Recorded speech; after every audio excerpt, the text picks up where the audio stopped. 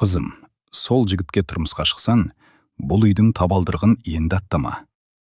Әкесінің осы бір ауыз сөзі Айсәуленің жүрегіне қанжардай қадалды. Үй іші жым-жырт болды. Айсәуле көз жасын әрең ұстап тұр, ал анасы екі ортада не айтарын білмей үнсіз қалды. Бәріне себеп болған бір ғана жігіт еді. Шетелден келген қазақ. Бұл оқиға 2 жыл бұрын басталған. Айсәуле аудандық кітапханада жұмыс істейтін. Бір күні кітапханаға қазақша кітап сұрап, ұзын бойлы, қара торы жігіт кірді. Сәлеметсіз бе? Абайдың толық жинағы бар ма? Айсәуле сөрені көрсетіп жатып. Бар, бірақ қазір онша ешкім сұрамайды. Жігіт күліп. Алыста жүріп қазақша кітапқа қатты сағынып қалдым. Сіз Қазақстанда тумағансыз ба? Жоқ. Моңғолиядан тарихи отаныма көшіп келдім. Атым Арман. Сол күннен бастап екеуі анда-санда сөйлесіп жүрді. Арман ешқашан артық сөйлемейтін. Қарапайым құрылысшы, таңнан кешке дейін жұмыста. Бірақ бос уақытында ауылдағы үлкендерге көмектесетін. Біреудің қақпасын жөндеп береді, біреудің отынын жарып береді. Ешкімнен ақы сұрамайды. Айсәуле дәл осы мінезін бағалады. Арада 1 жыл өткенде Арман сөз салды. Айсәуле, егер қарсы болмасаң, ата-анаңа барайын. Айсәуле бірден келісті. Өйткені ол Арманның қандай адам екенін жақсы білетін. Бірақ оның бұл шешімі бүкіл ауылды дүрліктіретінін ол кезде білмеген еді. Құда түсу туралы хабар тараған күні-ақ ауылда әңгіме көбейді. Қызын шетелден келген қазаққа бермек екен. Ертең алып кетіп қалса ше? Қай елдің адам екен өзі? Бізде жігіт қырып қалып па? Бұл сөздердің бәрі Айсәуленің құлағына жетті. Бірақ ол үндемеді. Өйткені адамдар Арманды мүлде танымайтын. Кешке Арман алғаш рет Айсәуленің үйіне келді. Үстел басында бәрі үнсіз отырды. Әкесі біразға дейін сөйлемеді. Сосын жай ғана. Балам, сен бізге бір нәрсені айтшы. Сен ертең қызымды шетелге алып кетпейсің бе?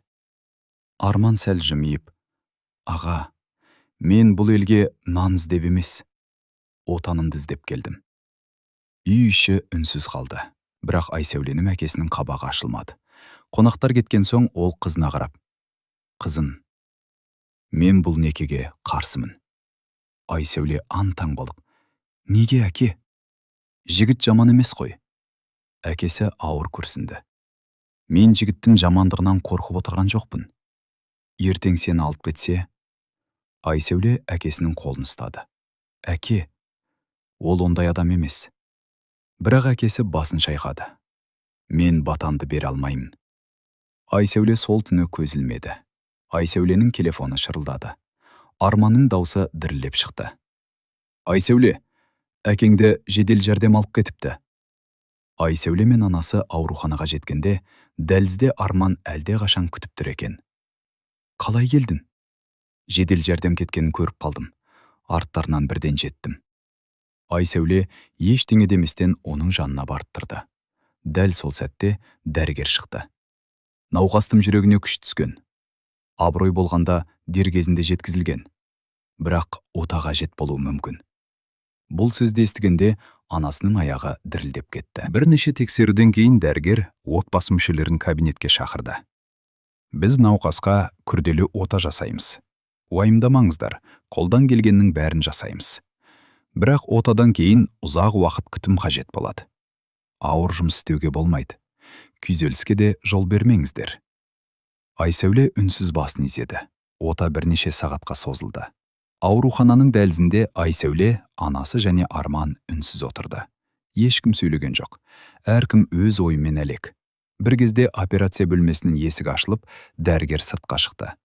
Барлығы орындарынан атып тұрды. Дәрігердің жүзіне қарап, Айсәуле демін ішіне тартып қалды. Ота сәтті өтті. Енді ең бастысы дұрыс күтім. Бірнеше ай бойы науқасқа тыныштық қажет. Осы сөзді естігенде бәрі керен тыныс алды. Кешке қарай Айсәуле дәліздегі орындықта үнсіз отырған Арманның жанына келді. Бүгін сен дер кезінде кездеспегенде не боларын елестеткім де келмейді. Арман төмен қарап отырып, мұны тағдырдың ісі шығар. Мен дәл сол көшеден басқа уақытта өткенімде мүмкін мүлде көрмес едім. Айсәуле оның жүзіне қарап алғаш рет. Мен сені бекер таңдамаған екенмін деді. Арман ештеңе демеді, тек күлімсіреп қойды. Ал сол сәтте дәліздің арғы жағында тұрған Дәурен бәрін сырттай бақылап тұр еді. Ол Арманға бұрынғыдай суық қарағанмен, ішінде бір ой мазалай бастады. Мүмкін, мен бұл жігіт туралы қателесіп жүрген шығармын. Бірақ ертеңінде ол Арман туралы бүкіл ойын өзгертетін бір құпияны еститінін әлі білмейтін. Ол жігіттің бұрын үйленгені рас екен. Осы бір ауыз сөз Дәуреннің құлағына оттай басылды. Ол ауыл дүкенінің алдында екі ер адамдың әңгімесін байқамай тыңдап қалған еді. Өз құлағыммен естідім. Монғолияда әйелі болған дейді. Сондықтан абай болған дұрыс. Дәуреннің жүрегі зу ете қалды. Сезгенім бекер емес екен, деп ойлады ол. Үйге келген бойда анасына айтты. Апа, тойды тоқтату керек. Неге тағы? Арман туралы жақсы әңгіме естімедім. Анасы таңырқап, не болыпты? Бұрын үйленген дейді. Айсәуле де сол жерде отырған. Бұл сөзді естігенде өңі қашып кетті. Жоқ, ол маған онда ештеңе айтқан емес. Кешке Арман ауруханадан шыққанда Дәурен оны сыртта күтіп тұр екен. Сөйлесетін әңгімеміз бар. Айтымыз? Сен бұрын үйленгенсің де? Арман үнсіз қалды. Ол бірден жауап бермеді. Осы үнсіздік Дәуреннің күдігін күшейте түсті. Демек, рас қой. Арман тереңде малды. Иә. Бірақ әңгіменің бәрін білмей тұрып, мені кінәламаңыз. Дәл осы сәтте Айсәуле де сыртқа шығып қалды. Арман, бұл не деген сөз? Арман оның көзіне тура қарады. Иә, мен бір кезде үйленгенмін. Айсәуленің көзіне жас толды. Неге маған айтпадың? Айтқым келді. Бірақ сені жоғалтып аламын ба деп қорықтым. Дәурен ашуланып кетті. Міне, шын жүзің шықты. Сен біздің бәрімізді алдағансың. Арман сабырмен жауап берді. Мен ешкімді алдаған жоқпын. Тыңдасаңыздар, бәрін түсіндірем. Айтатын ештеңе жоқ. Бар. Менің некем небәрі 3 ай ғана созылды. Жұбайым ауыр дерттен қайтыс болды. Біз тіпті бірге бір шаңырақ астында ұзақ өмір сүре алмадық. Ешкімге бұл туралы айтқым келмеді. Өткен өмірімді қайта-қайта қозғағым келмеді. Айсәуле көз жасын сүртті. Неге маған сенбедің? Сенен ештеңе жасырғым келмеді.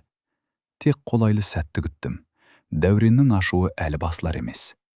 Қалай болғанда да сен мұны айтуың керек еді. Арман басын изеді. Иә, бұл менің қателігім.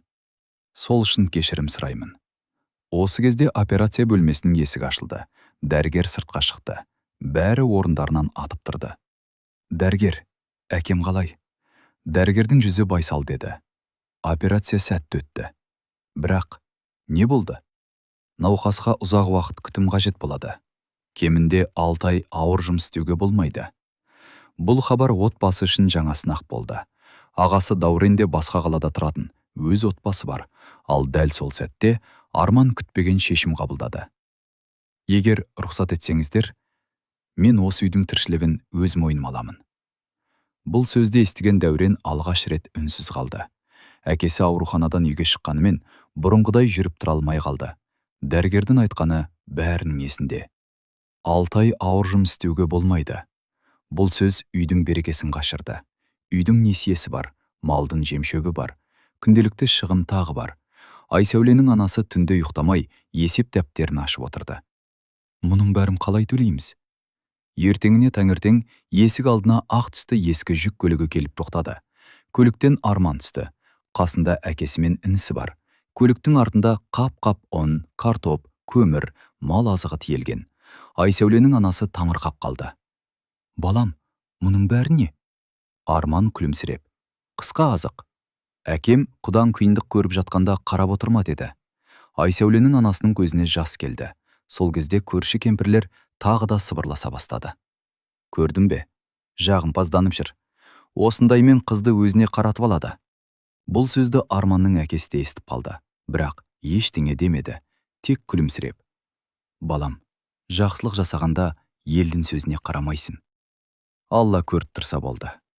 Арман үнсіз басын изеді. Бірнеше күннен кейін Дәурен жұмыстан ерте келді. Ол Арманның тағы да ауылда жүргенін көрді. Қолында балға, киімі шаң, беті күнге күйген. Саған мұның бәрі не үшін керек, деді Дәурен. Арман жұмысын тоқтатпастан. Ертең осы үйге күйеу болып келсем де, келмесем де, ағаңның үйі құлап тұрса, қарап өте алмаймын. Дәурен үндемей қалды. Алғаш рет оның жүрегінде Арманға деген күдік азая бастағандай болды. Сол күні кешке Айсәуле аулаға шықты. Арман, саған рахмет. Не үшін? Әкем үшін. Анам үшін. Біз үшін. Арман жымиып, рахмет айтпа. Ертең біз де қартаямыз. Сонда балаларымыз бізге қарап өссін. Бірақ дәл сол сәтте ауылға қымбат көлік келіп тоқтады. Көліктен қақтар шамасындағы сәнді киінген ер адам түсті. Ол ешкіммен амандаспастан тура Арманға келді. Арман, мен сені 2 жылдан бері іздеп жүрмін. Арманның өңі бірден өзгеріп кетті. Сен мұнда қайдан жүрсің? Айсәуле де Дәурен де бұл адамға таңырқай қарады. Бұл кісі кім? Неліктен Арман оны көргенде абдырап қалды. Мен сені 2 жылдан бері іздеп жүрмін. Арман үнсіз қалды. Жүзінен қуаныш емес, алаңдаушылық байқалды. Айсәуле мен Дәурен бір-біріне қарады. Бұл адам кім? Сен мұнда қайдан жүрсің? Деді Арман баяу ғана. Әлгі ер адам қолын созды. Амансың ба інім? Арман амалсыз қолын берді. Аманмын. Кел, оңаша сөйлесейік. Екеуі аула шетіне қарай жүрді. Айсәуле олардың әңгімесін естімесе де, Арманның жүзіндегі мұңды байқап тұрды. 5 минуттан кейін Арман жалғыз қайтып келді. Ал әлгі адам көлігіне отырып кетіп қалды. Дәурен шыдай алмады. Ол кім? Арман үнсіз қалды. Айтшы. Арман ауыр күрсінді.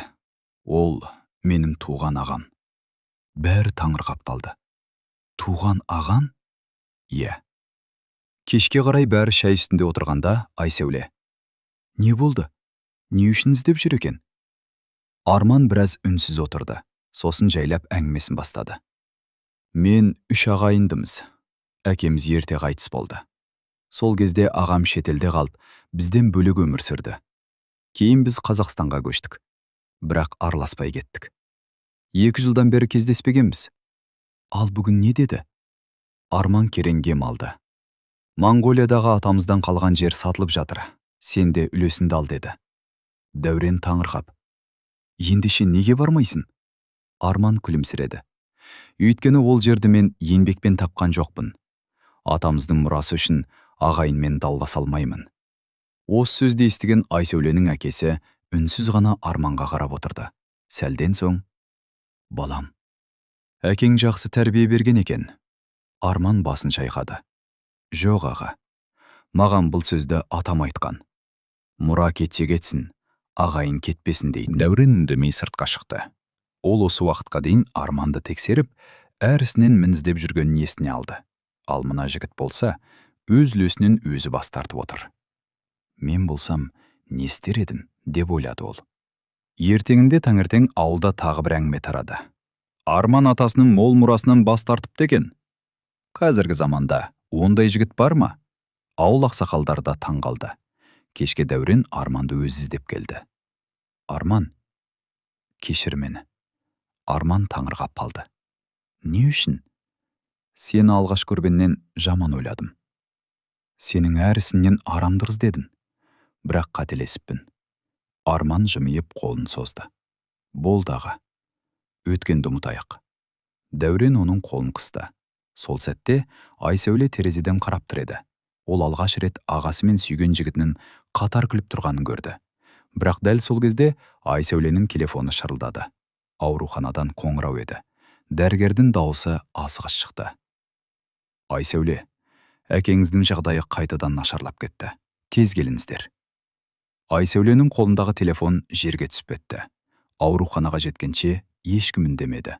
Айсәуле артқы орындықта үнсіз жылап отыр. Арман көлікті барынша жылдам айдап келеді.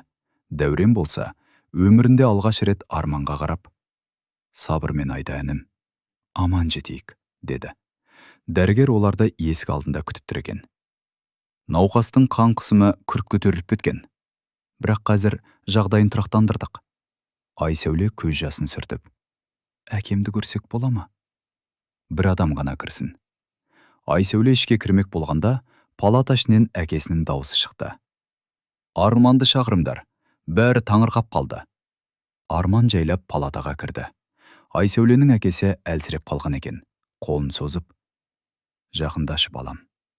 Арман үнсіз қасына отырды. Саған айтарым бар. Тыңдап тұрмын аға. Әкесінің көзіне жас келді. Мен алғашында саған сенбедім. Қызымды алыс жерден келген жігітке қимадым. Елдің сөзіне ердім. Арман үндемеді. Бірақ адамның кім екенін сөз емес, ісі көрсетеді екен. Әкесі дірілдеген қолмен Арманның қолын ұстады. Менің орнында өз әкем отырғандай көр. Айсәуле, аманатым. Оны ешқашан жылатпа. Арманның да көзіне жас келді. Уәде беремін аға. Қыздарыңызды өз бақытымнан да артық қорғаймын. Сыртта отырған Айсәуле бәрін есік сыртынан естіп тұрды. Ол көз жасын тыя алмады. Анасы қызының ығынан құшақтап, әкеңнің көңілі орнына түсті қызым. Бір аптадан кейін Айсәуленің әкесі үйіне шығарылды. Үйге кірген бетте ауылдың ақсақалдары мен көршілері сәлем бере келді. Шәй үстінде олардың бірі: «Тойды кейінге қалдырмай-ақ қойсаңдаршы. Ауру да өтеді. Қуаныштың да орны бөлек». Айсәуленің әкесі Арманға қарап: «Балам, сен не дейсің?» Арман жымиып: «Аға, мен үшін тойдың күні маңызды емес.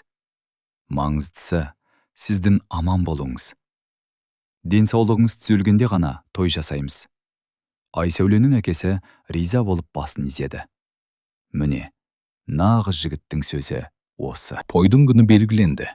Ауылда қайтадан қуаныштың лебі сезілді.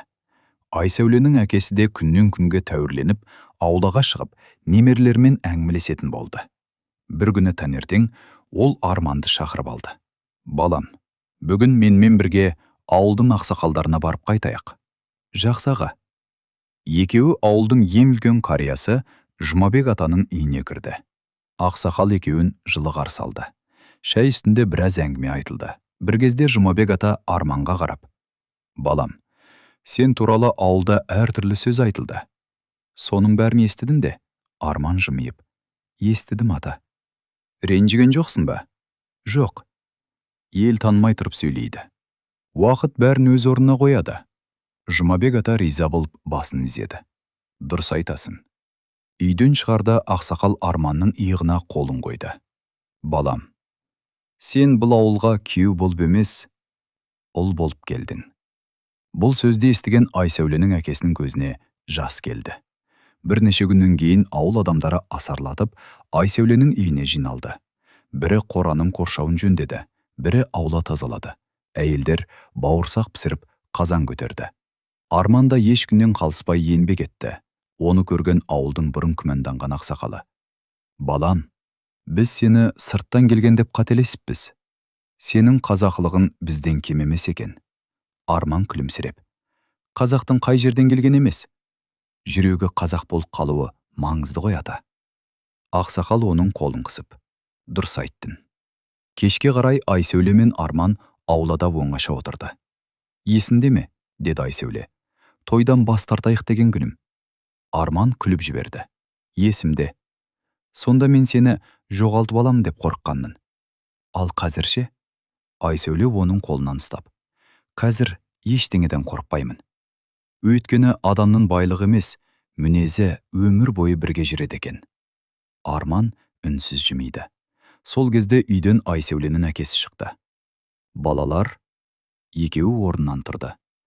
«Менің сендерге бір ғана тілегім бар. Үйленген соң, қайда тұрсаңдар да, үлкенді сыйлап, бір-біріңе тірек болыңдар. Сонда ешқашан ұтылмайсыңдар». Арман мен Айсәуле қатар тұрып: «Батаны қабыл алдық әке», деді. Қарт екі қолын жайып, ақ батасын берді. Сол сәтте аулада тұрғандардың бәрі «Әумин» деді. Күн де батып бара жатты. Бұл күн екі жастың ғана емес, екі әулеттің де бір-біріне шын көңілмен жақындаған күн еді. Ал ертеңіне бүкіл ауыл күткен ақ той болатын. Той болатын күнде келіп жетті. Әйелдер қазан асып, бауырсақ пісіріп жатыр.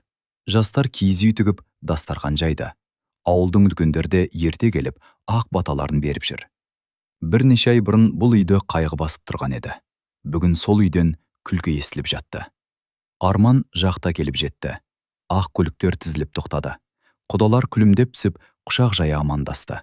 Арманның әкесі Айсәуленің әкесін құшақтап: «Құда, Алла денсаулығыңызды берсін. Балалардың бақыты біздің бақытымыз». Айсәуленің әкесі күлімсіреп: «Осындай құдалы болғанымызға шүкір», бет ашар басталды. Келін ақ орамалмен жабылып ортаға шықты. Домыра ұстаған жігіт бет ашар айтып, екі әулеттің үлкендерін таныстырды.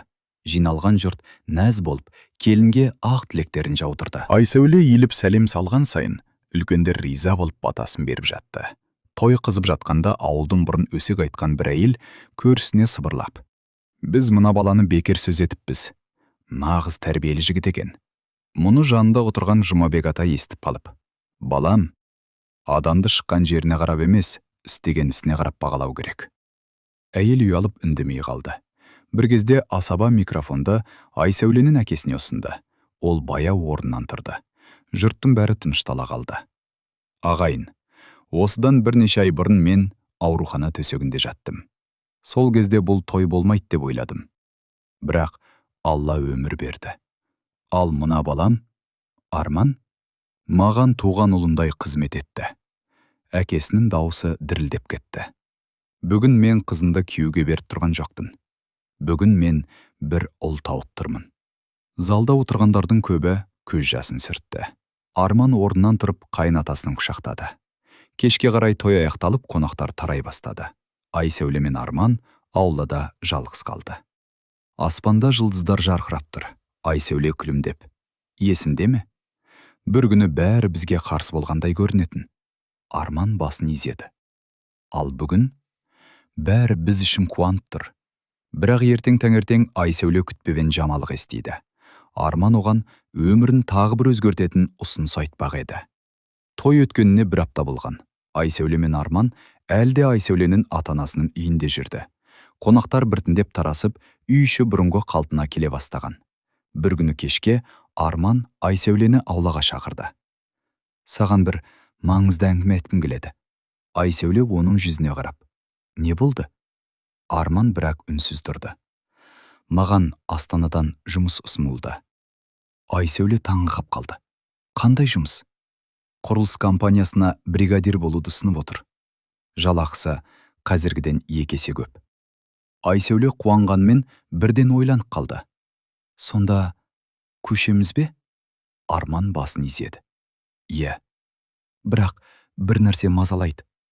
«Не?» «Әкеңнің денсаулығы толықтақ түзелген жоқ. Ата-анаңды жалғыз қалдырған дұрыс па екен?» Сол сәтте Айсәуле тағы бір рет Арманның қандай адам екенін түсінді. Көп жігіт ең алдымен өз жағдайын ойлар еді. Ал Арман алдымен қайын жұртын ойлап тұр. «Мен де соны ойлап жүрмін», деді Айсәуле. «Әкем бұрынғыдай күшті емес». Екеуінің әңгімесін сыртта отырған Айсәуленің әкесі естіп қалған екен. Ол жайлап жандарына келді. «Балалар?» Екеуі орындарынан тұрды. «Мен сендердің сөздеріңді естіп қалдым». Арман қысылып қалды. «Аға, біз...» Айсәуленің әкесі сөзін бөліп жіберді. «Балам, өмірлерінде бізге қарап тоқтатпаңдар. Біз сендердің бақытымды көру үшін өмір сүрдік. Қайда барсаңдар да адал еңбек етіңдер». Бірақ Арман мен Айсәуле үнсіз тыңдап тұр. «Жылына бірнеше рет ауылға келіп тұрыңдар. Қара шаңырақтың есігі сендерге әрдайым ашық». Арман күлімсіреп: «Уәде беремін, әке. Сіздерді ешқашан жалғыз қалдырмаймыз». Бір айдан кейін Арман мен Айсәуле Астанаға көшті. Арман жаңа жұмысына орналасты. Айсәуле де өз мамандығы бойынша қызмет тапты. Екеуі жалдамалы пәтерде тұрса да, көңілдері тоқ еді. Ай сайын ауылға ақша жіберіп тұрды. Демалыс сайын ата-аналарының жағдайын сұрап, хабарласып отырды. Арада бір жыл өтті. Арман мен Айсәуле ауылға тағы келді. Үйдің ауласына кіргенде Айсәуленің әкесі бұрынғыдан әлдеқайда сергек көрінді. Қолында кетпен. Аулада гүл егіп жүр екен. Арман жүгіріп барып: Әке, ауыр жұмыс істемеңіз. Қарт күліп жіберді. Уайымдама балам. Дәрігердің рұқсатымен аздап қозғалып жүрмін. Кешке бүкіл отбасы дастархан басына жиналды. Дәурен Арманға қарап. Баяғыда саған сенбегенім есіме түссе, өзімнен ұяламын. Арман күліп. Оны ұмыттық қой аға. Дәурен басын шайқады. Жоқ. Бір нәрсені мойындау керек. Қарындасының бақытына себеп болғаным үшін рахмет. Айсәуле үнсіз жымиып отырды. Ол дәл осы сәтті көп армандаған еді. Бір кезде амасы. Балалар, келер жылы бұл дастархан басында тағы бір адам артық отырса екен. Айсәуле ұялып төмен қарады. Арман күлімсіреп. Бұйырса, деп қойды. Үй іші ду күлкіге бөленді. Арада 3 жыл өтті. Арман мен Айсәуле Астанада өз еңбектерімен шағын үй сатып алды. Арман құрылыс компаниясында бригадир болды. Айсәуле мектепке мұғалім болып жұмысқа орналасты. Ең үлкен қуаныштары 2 жасар ұлдары Әли еді. Жазғы демалыс басталысымен олар ауылға жолға шықты. Арман рөлде, Айсәуле жанында, ал артқы орындықта отырған кішкентай Әли. Атаға барамыз ба? Деп қайта-қайта сұрай береді. Арман күліп. Иә балам. Бүгін атаң мен әжеңді қуантып қайтамыз. Көлік ауылға кіргенде Айсәуленің әкесі мен анасы қақпа алдында күтіп тұр екен. Әли көліктен түсе сала. Ата, әже, деп жүгіріп бар құшақтады. Қарттың көзіне еріксіз жас келді. Міне, өмірдің шын бақыты осы екен ғой. Кешке дастархан басына бүкіл әулет жиналды. Дәуреннің отбасы да келді. Ауылдың үлкендері де арнайы сәлем бере кіріп шықты. Әңгіме арасында Жұмабек ата Арманға қарап. Балам, ауылға көшіп келгенінде сені танымай, әртүрлі сөз айтқанымыз есінде ме? Арман күліп. Есінде ата. Ренжіген жоқсың ба? Жоқ. Өйткені адамды уақыттың өзі танытады. Жұмабек ата ризашылықпен басын изеді. Дәл солай. Шәй үстінде Айсәуленің әкесі орнынан тұрды. Бәрі үнсіз қалды. Қарт қолына кесесін алып сөз бастады. Менің сендерге айтар бір әңгімем бар. 3 жыл бұрын ауруханада жатқанда өмірімнің соңы келгендей көрінді. Сол кезде қызымның тағдыры үшін қатты уайымдадым. Ол Арманға қарап күлімсіреді. Бірақ Алла маған қызымды ғана емес, бір ұл сыйлады. Арман төмен қарап отырды. Балам, сен бізге байлығыңмен емес, адалдығыңмен ұнадым. Қиналғанда қасымыздан табылдың. Сол үшін саған өмір бойы ризамын. Дәуренде орнынан тұрды. Мен де бір ауыз сөз айтайын. Бұрын Арманға сенбедім. Оралман деп бөлдім. Бірақ қателескенімді өмірдің өзі көрсетті. Ол Арманның жанына барып, Бінім, мен үшін сен Қазақстанға сырттан келген қазақ емессің. Сен осы әулеттің өз баласысың. Екеуі құшақтасқанда үйдегілердің бәрі қол соқты. Сол сәтте кішкентай Әли жүгіріп келді. Ата, мен ауылға жиі келемін. Қарт оны құшағына алып, міндетті түрде кел балам. Қара шаңырақтың есігі саған әрқашан ашық. Күн еңкейіп бара жатты. Арман аулаға шығып, көкжиекке көз салды. Жанынан Айсәуле келіп тұрды. Не ойлап тұрсың? Арман жымиып. Бір кездері осы ауылға келгенде бәрі бізге күдіктен қараған еді. Ал бүгін бәрі өз туысындай қарсы алады. Айсәуле оның қолынан ұстады. Себебі сен ешкімге сөзіммен емес, ісіммен дәлелдедің. Арман қара шаңыраққа тағы бір рет көз тастады. Осы үйде ол тек жар тапқан жоқ. Әке тапты, ана тапты, аға тапты, туған үйін тапты. Сол сәтте Айсәуленің әкесі сыртқа шығып, балалар, дастархан дайын. Арман мен Айсәуле бір-біріне қарап күлімсіреді. Қол ұстасқан күйі үйге қарай беттеді. Қара шаңырақтың есігі айқара ашық тұрды. Өйткені бұл үйдің ең үлкен байлығы дүние емес, бір-біріне деген сыйластық пен мейірім еді. Сіз бұл оқиғаның кейіпкерлерінің орнында болсаңыз, қандай шешім қабылдар едіңіз? Пікіріңізді міндетті түрде жазыңыз. Ал осындай қазақы, бұдан да әсерлі, қызықты әңгімелерді жіберіп алмау үшін арнамызға жазылыңыз.